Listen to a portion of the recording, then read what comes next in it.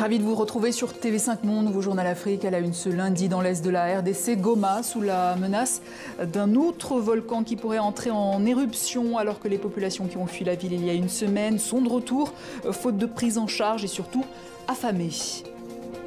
Pas de sanctions économiques à l'encontre du Mali, mais le pays est suspendu de la CEDEAO, décision après un sommet des chefs d'État à Accra, au Ghana. Pas un mot en revanche sur la désignation du colonel Goïta au poste de président.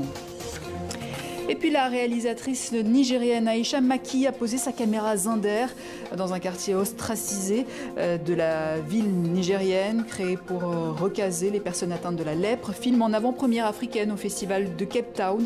Notre chroniqueuse Djamambou nous en dira plus.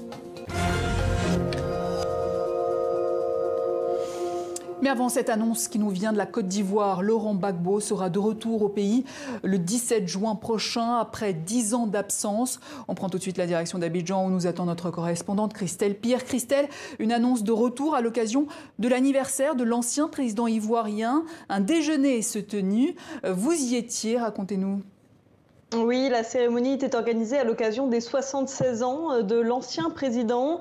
Et après 2h30 de concerts et de discours, le secrétaire général du FPI pro-Gbagbo, Assoadou, a pris la parole et il a annoncé que Laurent Gbagbo serait de retour en Côte d'Ivoire le 17 juin prochain. Une annonce qui a été immédiatement suivie de cris de joie dans la salle. Alors cela faisait plusieurs mois déjà qu'il y avait des discussions entre les proches de Laurent Gbagbo et le gouvernement ivoirien pour assurer la logistique et les conditions de ce retour de Laurent Gbagbo depuis son acquittement définitif à la Cour pénale internationale.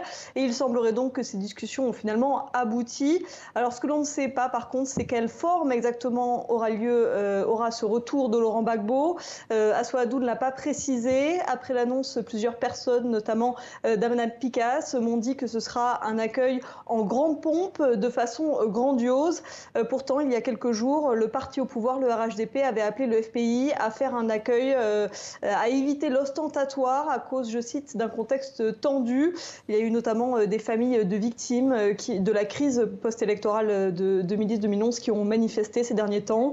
Et il y a un dernier détail qui n'a pas encore été réglé, c'est celle de la question judiciaire. Laurent Gbagbo est toujours condamné ici en Côte d'Ivoire à 20 ans de prison dans l'affaire dite du casse de la BCEAO.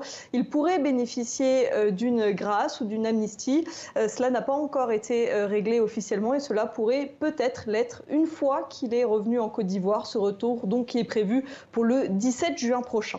Christelle Pierre en direct d'Abidjan, merci pour toutes ces précisions.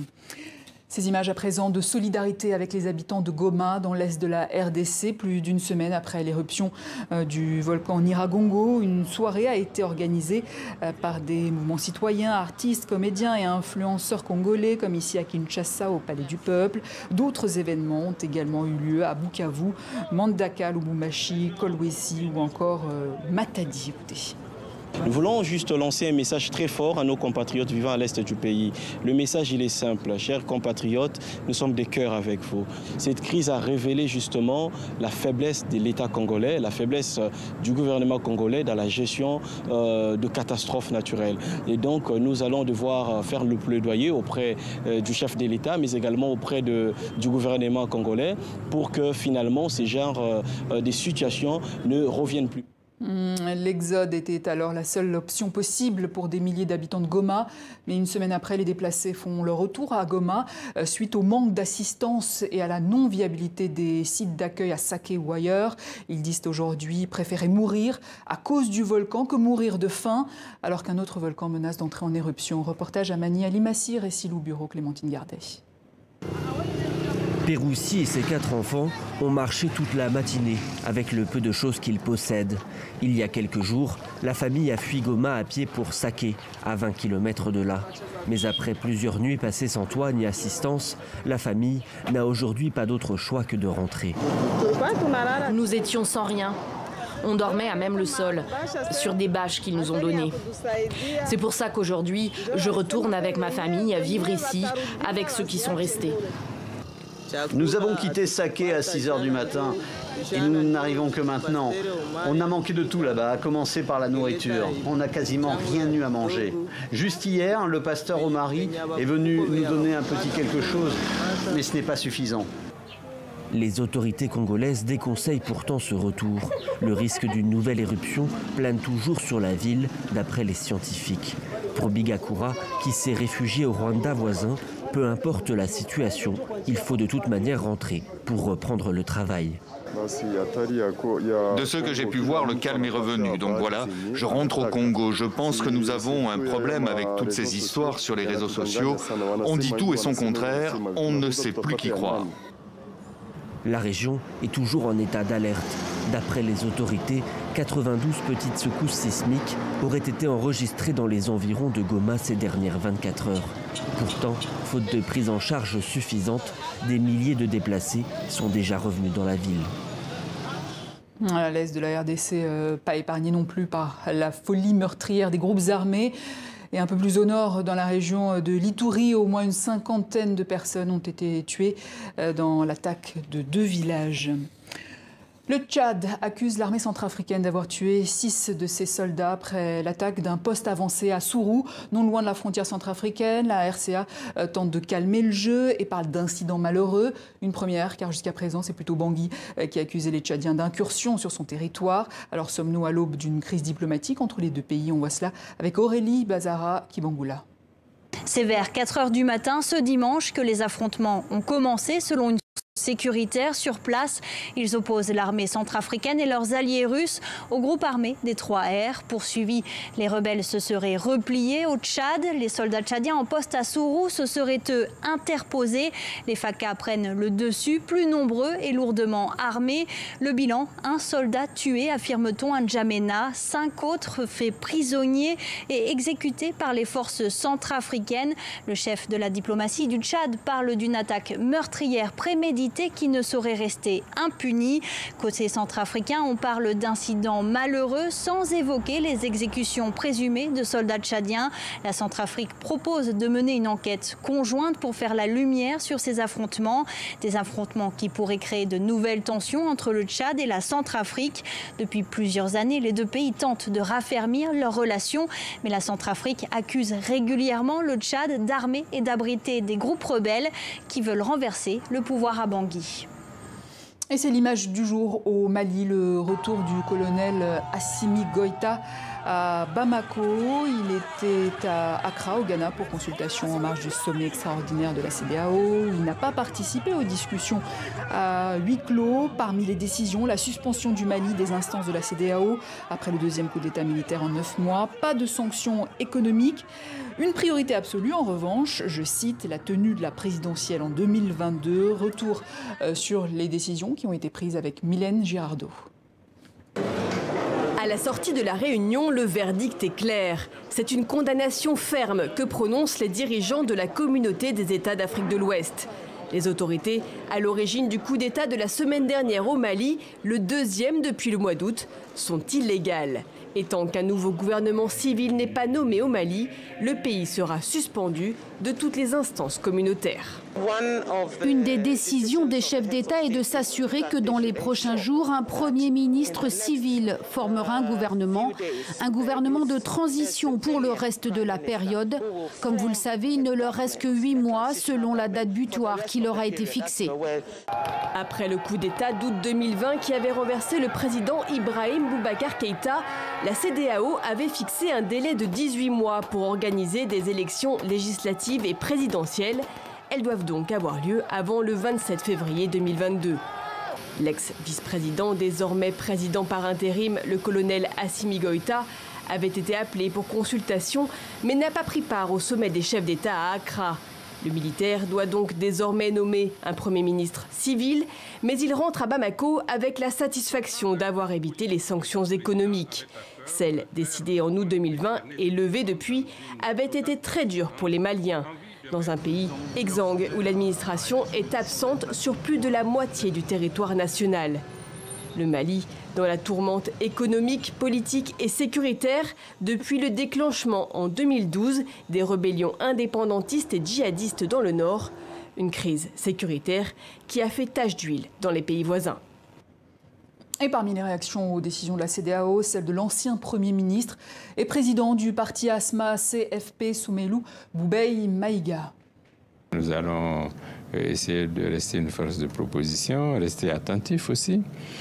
Et puis travailler quand même à amener plus d'esprit de rassemblement dans le pays, parce que quelles que soient les différences qui découlent même de la démocratie, donc quelles que soient les différences que nous pouvons avoir, nous devons quand même avoir un souci partagé sur la survie de notre pays et sa stabilisation.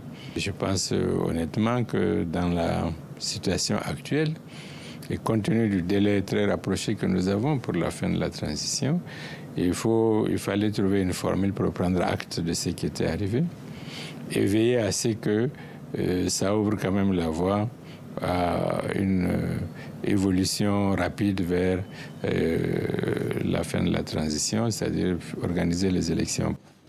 Voilà, propos recueillis par Karou Magassa. Et nous sommes en direct avec Mamadou Konaté, ancien ministre malien de la Justice. Bonsoir Mamadou Konaté. On vient d'entendre l'ancien Premier ministre Boubaye Maïga. Quelle est votre réaction aux décisions de la CEDEAO ?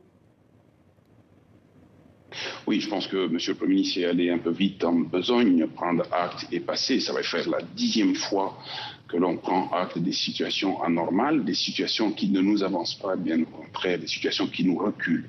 Je pense qu'il est important aujourd'hui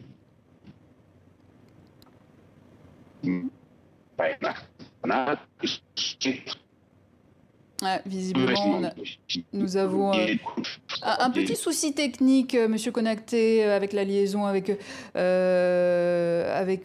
vous. On essaiera de vous reprendre un petit peu plus tard dans le journal. En attendant, direction l'Afrique du Sud. C'est le pays le plus touché du continent par le coronavirus. Le pays serait même sous la menace imminente d'une 3e vague de la pandémie. Dans ce contexte, le président sud-africain Cyril Ramaphosa annoncer un retour à des mesures sanitaires plus strictes. Écoutez. Des restrictions supplémentaires sont nécessaires pour éviter que les hôpitaux ne soient débordés et que les vies qui peuvent être sauvées le soient. Retarder la propagation du virus maintenant est particulièrement important pour permettre la vaccination de plus de personnes possible avant d'atteindre le pic de la 3e vague. Et on a retrouvé la connexion avec Mamadou Konaté, ancien ministre malien de la Justice. Monsieur Konaté, quelle est votre réaction aux décisions de la CEDEAO ? Je disais que ce qui s'est passé au Mali est extrêmement grave. Il était important que les Maliens puissent prendre toute la mesure de la chose et éventuellement avoir un regard critique sur le geste. Les prises de pouvoir par le biais de la force, par des forces armées, sont des situations qui sont totalement inconcevables en démocratie. Elles le sont d'autant moins que les engagements du Mali vis-à-vis de la CEDEAO condamnent cet état de fait. Et c'est pour ça que, sans aucune surprise, les chefs d'État réunis dans le cadre de la conférence des chefs d'État sont exclus du Mali. Voilà, on a encore perdu à nouveau la connexion avec Monsieur Konaté. Je vous prie de nous excuser pour cette petite contrainte technique. On va poursuivre donc le journal. On va rester dans la région du Sahel avec cette question: où en est la grande muraille verte? L'idée était de planter des arbres sur toute la ceinture du Sahel pour freiner l'avancée du désert. 10 ans avant l'échéance, seulement 4% des zones ont été reboisées. Le récit de Nicolas Bertrand. Vu du ciel, cela ne saute pas aux yeux. Mais la grande muraille verte passe juste ici. En fait, aujourd'hui, il n'y a pas de muraille, juste des arbustes desséchés et le sable qui gagne du terrain. Et c'est comme ça sur la plupart des 8000 km du tracé. Ce projet pharaonique peine à sortir de terre depuis maintenant 13 ans. Ici, ces milliers de plants d'acacia sont morts. Ils auraient dû faire partie de la Grande Muraille. Les gardes forestiers ne peuvent que constater l'échec. Par exemple, ici, ça casse très vite. C'est terminé pour eux. La vie est terminée. Ces jeunes arbres n'ont pas reçu assez d'eau, faute d'argent. un exemple de la gestion catastrophique de ce projet de grande muraille verte. C'est difficile, c'est écœurant, mais on n'y peut rien. Il n'y a pas le moyen jusqu'au bout.